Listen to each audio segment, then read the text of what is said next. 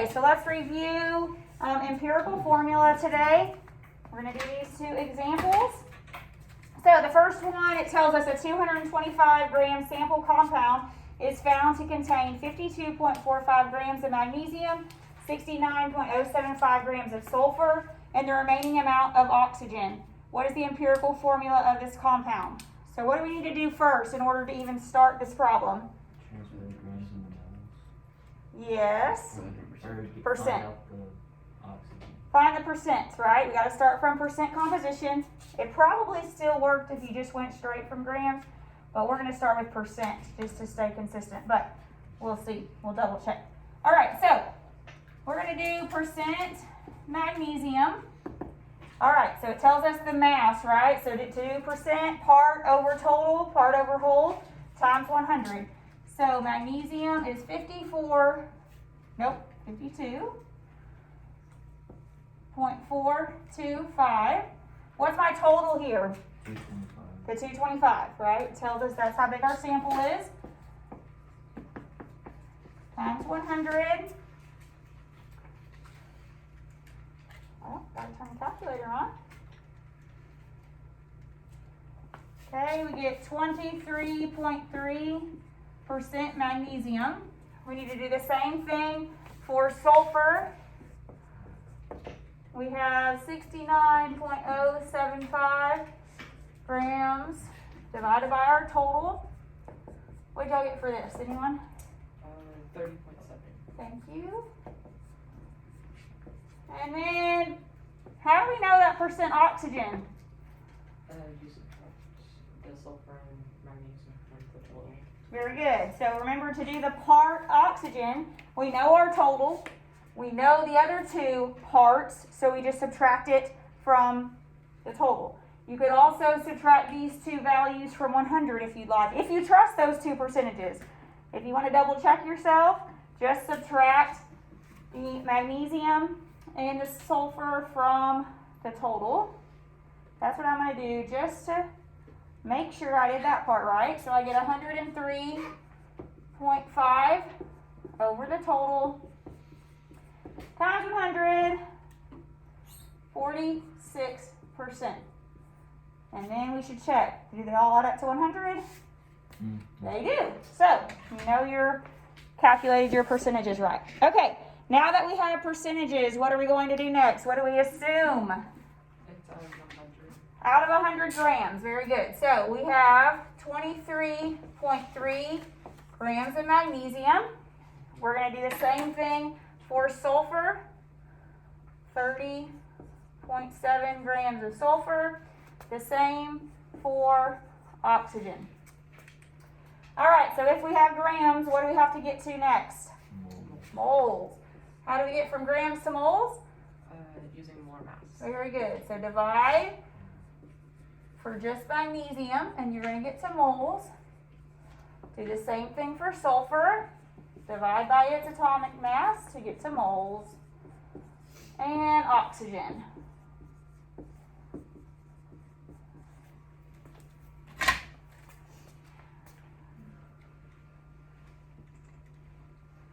And you get 0.958 moles of magnesium.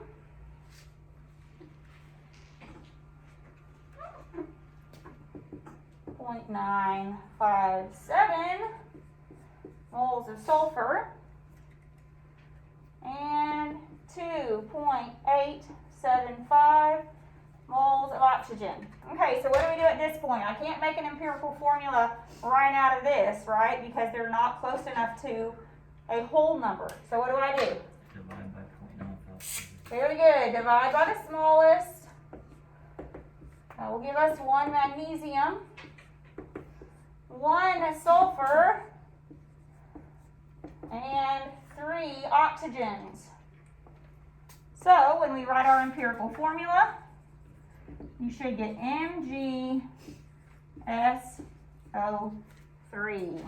What's the name of that compound? Magnesium sulfite. There we go, magnesium sulfite. Pretty cool, huh? You can find out the formula. Did it work out, Austin? It did. Will it not always work out? It will. Or, But You just want me to do the percentage? Well, no, you can do without.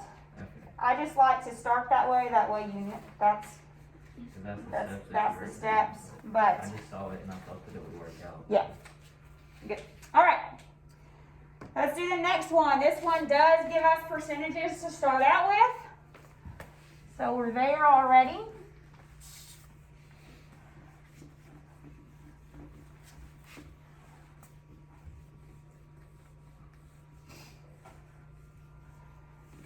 Okay, so we already have percentages, so what do we assume if we have the percent? It's not. It's out of 100 grams, so we just change it to the grams, so 32.38 grams of sodium. Same thing for sulfur. And oxygen. Okay, we got grams, what do we have to go to? Moles, so divide by the atomic mass. Divide by sulfur's atomic mass. And oxygen.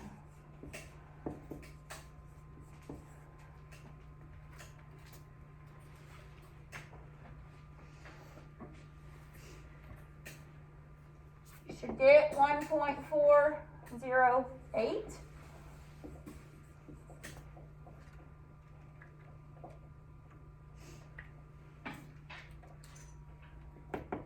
0.706.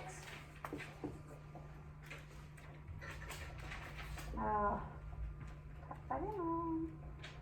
There we go.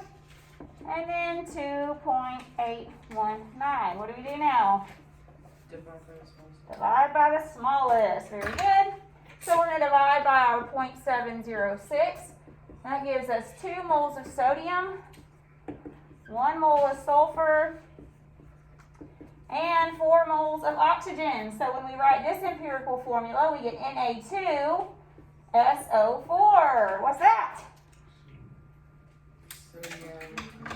Sodium sulfate. And the charges work out right. That's how it should be. Sodium has a 1 charge. Sulfate has a -2 charge.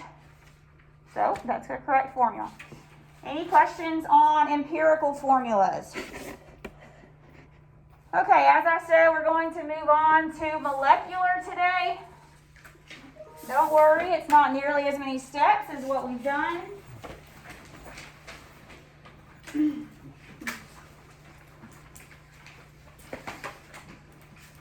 Okay, so remember, what molecular formula is, it's the actual number of atoms in a molecule. So once again, empirical is the most simplified formula. You should never come up with an empirical formula that can be simplified anymore. Okay, it should never be Na4S2O8. It shouldn't be something that can be simplified because empirical formula is the most simplified formula. Molecular formula can be identical to the empirical formula, or it will be a multiple of the empirical formula, okay? But it's the actual number of atoms present. So these were the same examples I discussed the other day, right? One empirical formula and molecular formula are exactly the same, meaning this is just a multiple of 1. Right here we have a multiple of 2. Our molecular formula is 2 times the empirical formula. This last example, we have a multiplier of 3. All make completely different compounds. Okay, still the same empirical formula, but the molecular formula is different. So what we're going to find out today is, well, how do I determine what that multiplier is? Because that's all the difference is, right? We just have a multiplier here to get us from empirical to the molecular formula. So that's what we're going to determine today.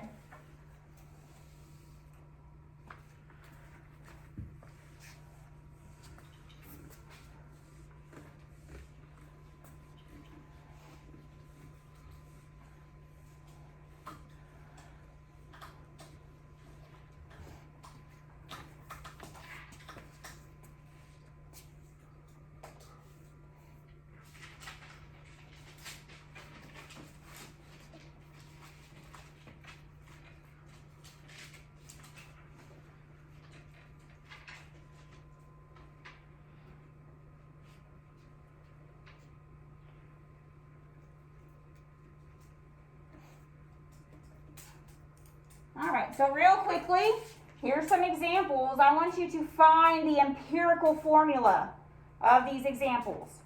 So all I want you to do is reduce these as much as you can, okay? We're gonna find what that multiplier was to get from our molecular formulas to an empirical formula, okay? So try to do these 5 real quick, just reduce them, right? Find the reduced or the simplified formula, which would be the empirical formula.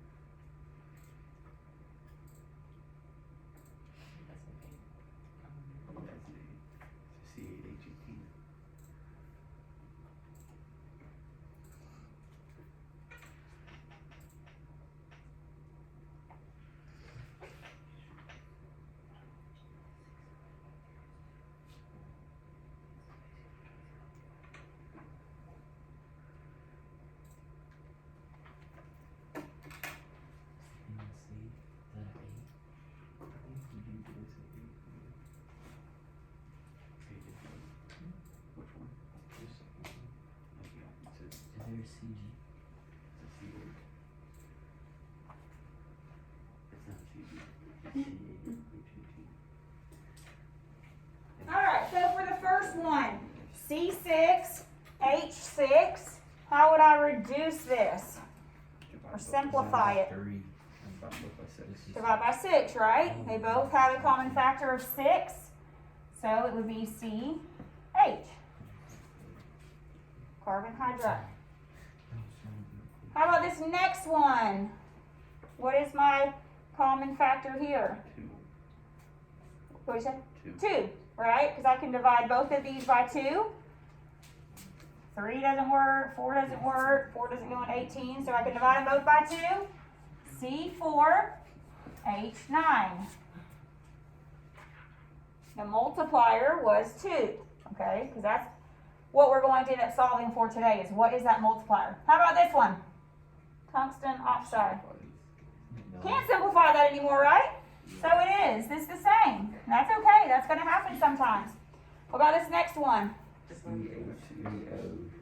2 is a common multiplier, so CH3O. Very good. How about this last one? Divide by 13. Very good. X31. Okay. Simple enough, but that's what we're going to find today is what is that multiplier? Very simple to do. So, this is what you need to know. We already know empirical formula is the smallest whole number ratio.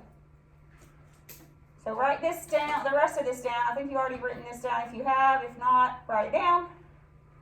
Write down these simple formulas and then we'll talk through it.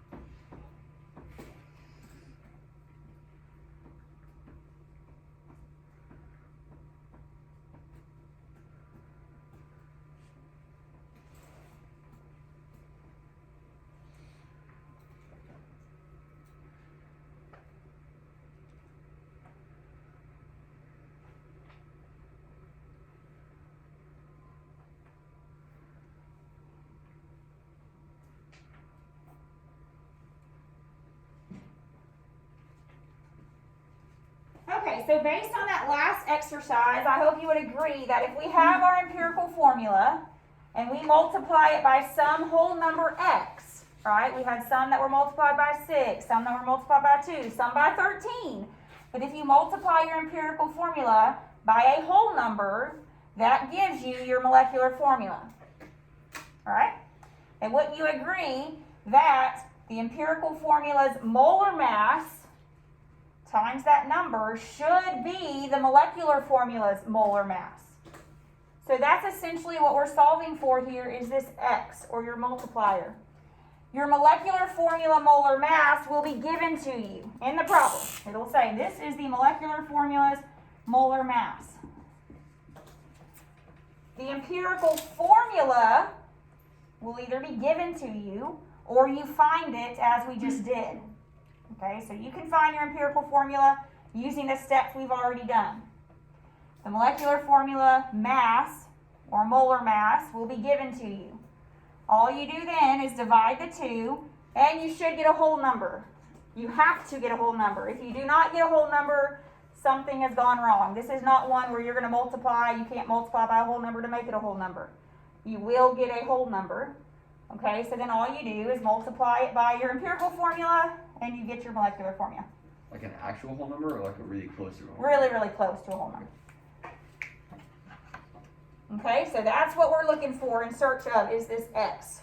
Okay, to figure out your answer then will just be your empirical formula times that whole number to give you your new molecular formula. Any questions? Okay, so let's do it together. This first one says glucose undergoes chemical analysis and is found to have a molar mass of 180.16. So when the molar mass is given to you, that is the true molar mass, okay, or the true molecular formula mass. Molecular molar mass. Its compound is composed of 39.9% carbon, 6.7% hydrogen, and 53.4% oxygen. Find the empirical and the molecular formulas. Okay, so first off, you got to find the empirical first. You can't do anything without that empirical formula. So how are we going to do that? The same steps we just did, okay? We have our percentages. We will find our empirical formula. Then you plug it into the new equation we just learned to find the molecular molar mass. So it's just more practice now at empirical formula. So we have percentages. What do we assume again if we have the percentage? It's out of 100 grams.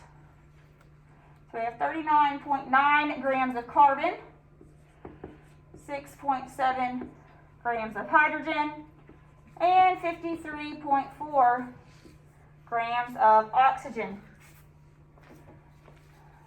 What do we have to calculate to next? Moles. Good. So divide by the atomic mass for that element, for each element.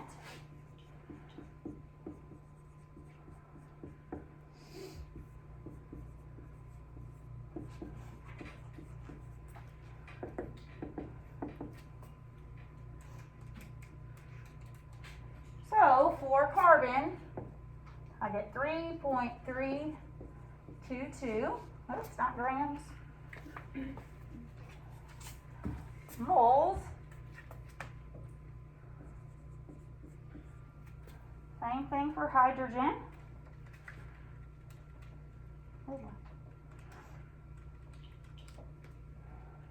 6.647. And oxygen.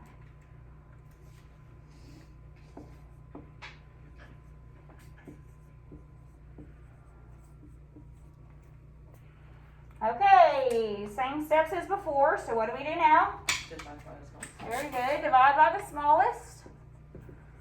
3.322 gives us 1. 3.322 gives us 2.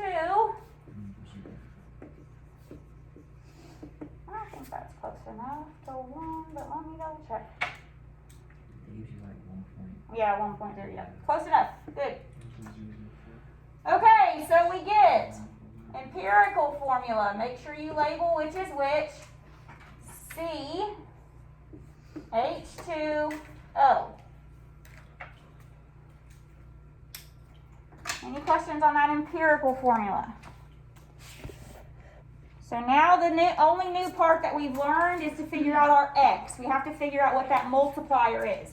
So remember our X is molecular molar mass over empirical molar mass. The molecular molar mass is given to you. So you just plug it in. How are we going to find our empirical molar mass?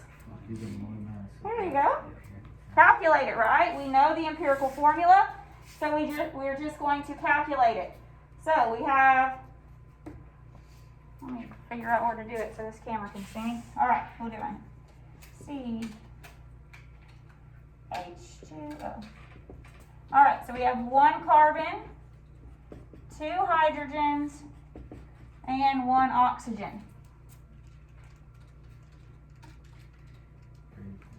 Get 30.03 grams per mole. So now we can plug it in here. You should always be dividing by a smaller number, okay, to get a whole number. What do we get? 6. So 6 is not your final answer. 6 times your empirical formula is the molecular formula, okay?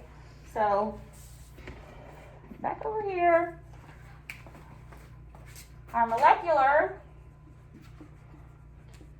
is equal to 6 times our empirical.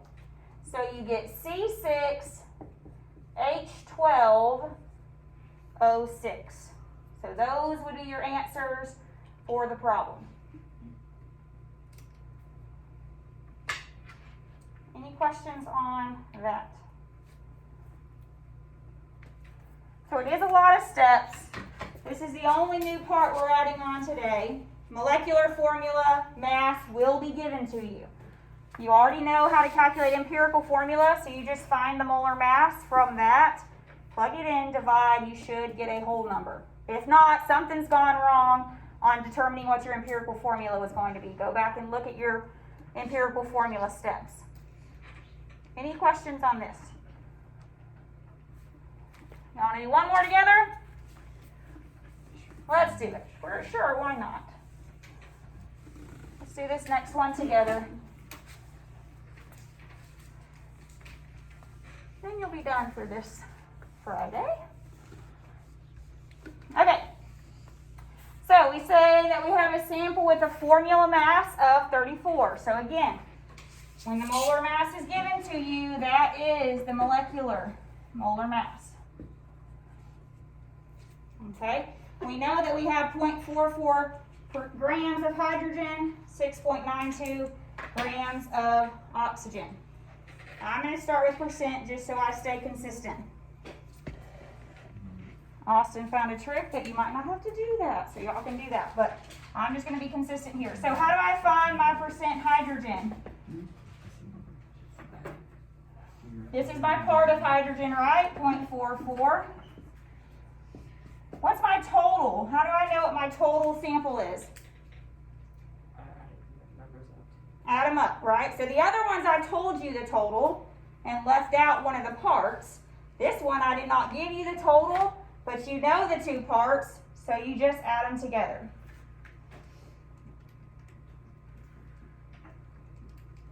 So you get 7.36 grams. Multiply that by 100.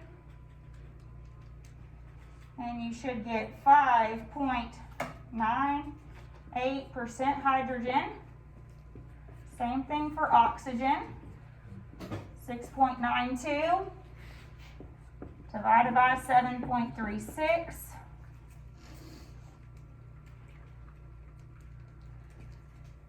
94.02% oxygen.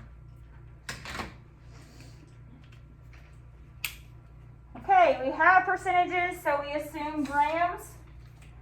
So we get 5.98 grams of hydrogen and 94.02 grams of oxygen.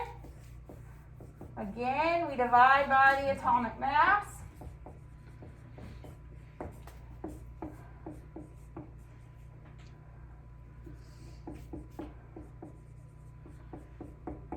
Ah, I put hydrogen. There we go. That looks better. Okay, so divide. You get 5.933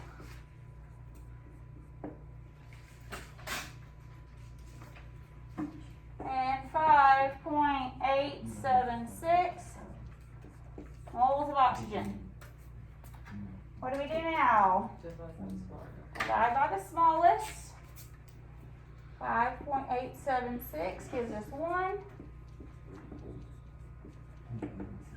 So our empirical formula, hydrogen monoxide. So we have to find our X now, right? So to find X, X is molecular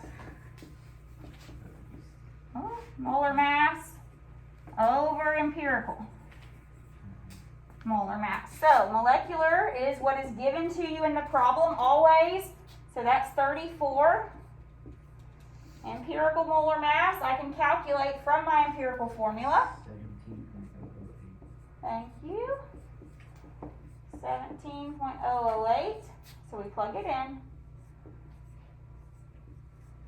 That gives us a 2 multiplier. So we multiply our empirical formula by 2. Molecular, and we get hydrogen peroxide is H2O2. There you go. You found out what hydrogen peroxide is and how it's made. So that's all we're going to cover today. Are there any questions on empirical formula steps or molecular formula steps? All right, so you're going to practice that today. I believe it's only 6 problems. So of course you can turn it in when you're done. We only have one more lecture for this unit, and it'll be on hydrates. Okay, so we'll do that next lecture next week. We will do a test review, and then y'all's test will be Monday of the following week. Okay, so 1 week away will be your test.